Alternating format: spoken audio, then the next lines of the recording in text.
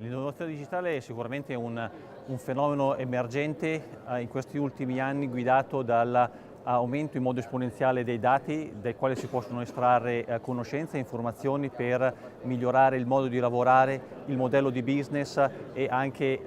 creare nuove professionalità, nuovi modi di lavoro. Per cui per noi produttori di tecnologia il valore è collaborare con le aziende, con le università,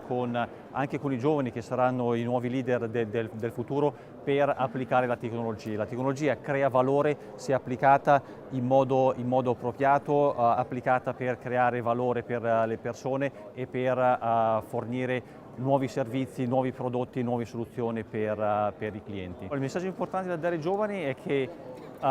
sempre più saranno richieste delle competenze multidisciplinari, per cui iniziare un percorso nelle superiori, all'università, magari scegliendo una certa disciplina, ma avere la mente aperta e la curiosità ad acquisire competenze anche in altri domini, perché sempre più il lavoro richiederà questa flessibilità, lavorare in team, lavorare in modalità di co-creazione con altri interlocutori che hanno competenze complementari alle nostre. Per cui questa capacità di fare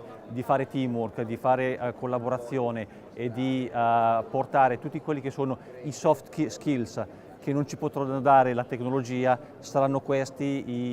i contributi che verranno chiesti ai giovani che saranno i futuri leader dei prossimi anni.